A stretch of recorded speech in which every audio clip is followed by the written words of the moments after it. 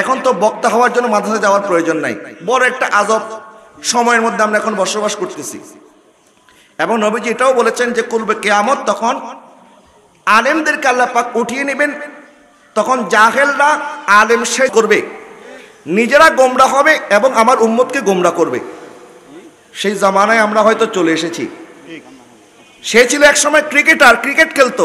সে নিজে বলতেছে আমি মাদ্রাসায় ভর্তি হতে চেয়েছি, কিন্তু আমার আচার আচরণ দেখার পরে কোনো মাদ্রাসার কর্তৃপক্ষ আমাকে ভর্তি নেয় নাই। আচ্ছা বলেন তো, একটা ছেলে ক্লাস 1 পড়ে নাই, 3 পড়ে নাই, 2 পড়ে নাই, 3 পড়ে নাই, সে যদি এখন হঠাৎ গিয়ে বলে আমাকে মাস্টার্সে ভর্তি করান, করবে? মানুষ কি বলবে? তুমি তো নাম্বার 1 ব্যাককল, তোমার আগে ইবতিদাই পাস করতে হবে, এরপরে দাখিল, এরপরে আলেম, তারপরে ফাজিল, তারপরে না কামেল। ডাইরেক্ট কি কেউ কামেলের ছাত্র হতে পারে? সে বলতেছে আমি গিয়েছিলাম দাওরায় পড়ার জন্য, আমাকে ভর্তি নিল না। আফসোস করে বলতেছে, তো তোমাকে ভর্তি কেন নেবে? আগে তো তোমাকে নিচের ক্লাস থেকে পড়ে পড়ে উঠতে হবে। যার ফাউন্ডেশন মজবুত নাই, বিল্ডিং যত সুন্দরই হোক, ফাউন্ডেশন যদি না থাকে বিল্ডিং কি টিকবে? টিকবে না। এই জন্য নিচের ক্লাস থেকে ভালোভাবে পড়ে উঠতে হয়, যেন ফাউন্ডেশন মজবুত হয়। এখন মাদ্রাসায় ভর্তি যখন হইতে পারে নাই, তখন বলে দূর কোনো মাদ্রাসায় পড়ুম না, নিজে নিজে পড়বো। আচ্ছা নিজে নিজে পড়ে যদি আলেম হওয়া যেত, তাহলে নিজে নিজে পড়ে তো ডাক্তারও হওয়া যেত, নিজে নিজে পড়ে তো ইঞ্জিনিয়ারও হওয়া যেত। এখন যে ব্যক্তি নিজে নিজে পড়ে ডাক্তার হয়েছে, এই ডাক্তারের কাছে রুগী গেলে রুগী কি বাঁচবে না মরবে? যে ইঞ্জিনিয়ার কোনোদিন ইউনিভার্সিটিতে পড়ে নাই, ইউটিউব দেখে দেখে উনি ইঞ্জিনিয়ারিং শিখেছে, এই যদি বিল্ডিং এর ডিজাইন করে, এই বিল্ডিং কি থাকবে না পড়বে? তো এটা আমরা বুঝে গেছি সহজে, যে পড়াশোনা ছাড়া ডাক্তার হওয়া যায় না, নিজে নিজে পড়ে ইঞ্জিনিয়ার হওয়া যায় না, তাহলে ওস্তাদ ছাড়া আলেম হওয়া যায় না। ঠিক কিনা বলেন না? তো তুমি কিসের আলেম? সে বলতেছে নবী করিম সাল্লাল্লাহু আলাইহি ওয়াসাল্লাম নাকি পথভ্রষ্ট ছিল, আল্লাহ পাক নবীকে 40 বছর বয়সে পথ প্রদর্শন করেছেন। এই বক্তব্যের কাউন্টারে যখন আমরা বক্তব্য দেই, তখন আমাদেরকে বলে তোমরা তো আলেম হয়ে আরেক আলেমের গীবত করো, তার জনপ্রিয়তায় তোমরা ঈর্ষান্বিত হয়ে তার বিরোধিতা করতেছো। আমাদেরকে বলে নবীর ইজ্জতের দিকে তাকায় না, তার আলেমের ইজ্জতের দিকে তাকায়, তার বক্তার ইজ্জতের দিকে তাকায়, আমাদের বিরোধিতা করে। কিন্তু আমি সেদিন থেকে খুশি হয়েছি, যদিও আমাদের দেশের তথাকথিত আহলে হাদিসদের আকীদার সাথে আমাদের কোনো সম্পর্ক নাই, কিন্তু এই আহলে হাদিস বক্তা হওয়ার পরেও সে সত্য কথা বলেছে। কেউ যদি নবীকে 1 মিনিটের জন্য পথভ্রষ্ট মনে করে, তাহলে সে ঈমান থেকে বের হয়ে যাবে। নবী কখনো পথভ্রষ্ট ছিলেন না। ঠিক কিনা বলেন না? ওয়াজাদাকা দাল্লান ফাহাদার অর্থ নবী পথভ্রষ্ট ছিলেন না, বরং নবীজি আল্লাহর প্রেমে বিভোর ছিলেন। নবী গারে হেরায় গিয়ে আমার আল্লাহর তালাশে ছিলেন। 40 বছর বয়সে আমার আল্লাহ নবীকে আল্লাহর দিকে টেনে নিয়েছেন। এটা হচ্ছে অর্থ। তাহলে আমার মুরব্বী বাবারা, আমার নওজোয়ান ভাইরা, আমরা 23 বছরের নবীর উম্মত না, আমরা 63 বছরের নবীর উম্মত। ঠিক কিনা? আর আমার নবী সাল্লাল্লাহু আলাইহি ওয়াসাল্লাম দুনিয়াতে এসেছেন যদিও 570 খ্রিস্টাব্দে মা আমেনার ঘরে। নবীর সৃষ্টি কিন্তু মা আমেনার ঘর থেকে হয় নাই, নবীর আগমন হয়েছে। নবীর সৃষ্টি কবে? নবী আগেই বলেছেন আমি তো আদম মাটি পানি যখন হয় নাই তখনও নবী নবী ছিল। তাহলে তখন যদি নবী নবী ছিল, তো নবী কখন থেকে হয়েছে এটা আমরা কেউ বলতে পারবো না। কারণ তখন কখন হয়েছে? যখন দুনিয়া আসমান হয়েছে, আসমান জমিন হওয়ার পরে, চন্দ্র সূর্য হওয়ার পরে দিন আর রাতের ব্যবধান শুরু হয়েছে, সময়ের গণনা শুরু হয়েছে। আমার নবী তো তখনও নবী ছিলেন যখন সময়ও ছিল না, যখন তখনও ছিল না। সুবহানাল্লাহ। বুঝেন নাই আপনারা? তো সুবহানাল্লাহ আওয়াজটা এত আস্তে হওয়া দরকার না, আর একটু জোরে বলেন না সুবহানাল্লাহ। সবসে আলা আলাহমা নবী সবসে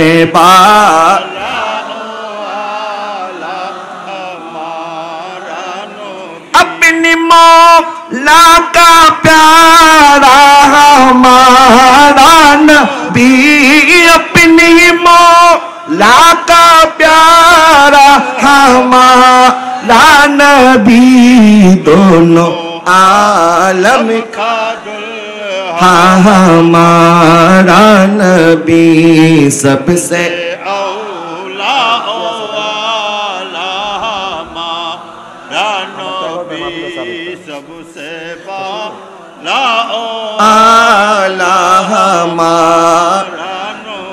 তাহলে তাহলে নবীর সৃষ্টিতে প্রথম, আসার দিক থেকে নবী শেষ, কিন্তু আবার জান্নাতে যাওয়ার মধ্যে নবী কি এক নাম্বার? সুবহানাল্লাহ বলেন না। জান্নাতে আল্লাহ পাক যখন যাওয়ার জন্য উম্মতদেরকে অনুমতি দিবেন, আমরা সূরা কাহাফের মধ্যে আসহাবে কাহাফের আলোচনা করেছি, শুনেছি কোরআনের মধ্যে আল্লাহ পাক বলেছেন 3 জন মতান্তরে 5 জন মতান্তরে 7 জন আল্লাহর ওলি ছিলেন যারা পাহাড়ের মধ্যে ঘুমিয়ে কাটিয়েছেন প্রায় 300 বছর। সুবহানাল্লাহ বলেন না। আসহাবে কাহাফের ওলিদের ক্ষমতা কি কম না বেশি? এরপরে সুলাইমান আলাইহিস সালামের একজন উম্মত যাকে আল্লাহ পাক ইসমে আজমের জ্ঞান দান করেছেন, সেই জ্ঞানের বদৌলতে উনি 1000 কিলোমিটার দূর থেকে রানী বিলকিসের সিংহাসন সুলাইমান আলাইহিস সালামের সামনে চোখের পলকে হাজির করে দিয়েছেন। সুবহানাল্লাহ বলেন না। কিন্তু তারা কেউ আমার নবীর উম্মত নয়। নবীর এই হাদিস মোতাবেক কিয়ামতের ময়দানে আল্লাহ পাক যখন বলবেন উম্মতরা তোমরা জান্নাতে প্রবেশ করো, তখন জান্নাতের দরজার মধ্যে হয়তো আসহাবে কাহফের ওলিরাও দাঁড়িয়ে থাকবেন, তখন হয়তো সুলাইমান আলাইহিস সালামের ওই উম্মত আসিফ বিন বরকিয়াও দাঁড়িয়ে থাকবেন। আর আল্লাহ পাক বলবেন তোমরা দাঁড়িয়ে থাকো, আমার নবীর উম্মত আগে প্রবেশ করবে, তারপরে তোমরা প্রবেশ করিও।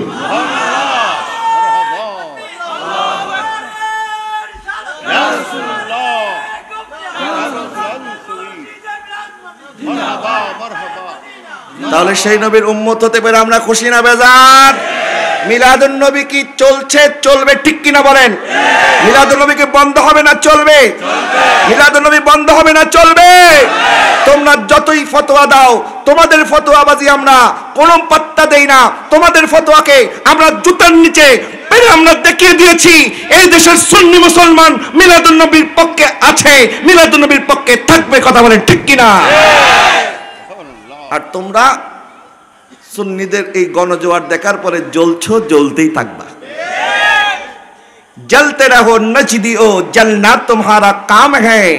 আমরা নবীর শান বর্ণনা করলে যদি তাদের অন্তর জ্বলে যায়, আমাদের কিছু আসে যায় না। বেশি করে নবীর শান বর্ণনা করবেন, ঠিক কিনা বলেন না? বাতিল ফিরকা থেকে বেঁচে থাকা দরকার আছে না নাই? এরা সব কিছু সুন্দর সুন্দর বলবে, কিন্তু নবীর প্রশংসা যখন আসবে তখনই তাদের মুখ বেজার হয়ে যাবে। যখন দেখবেন কারো সামনে নবীর প্রশংসা করলে তার মুখ বেজার হয়ে গেছে, নিঃসন্দেহে ধরে নেবেন এ মুসলমান হতে পারে না, এটা হচ্ছে পাক্কা মুনাফিক।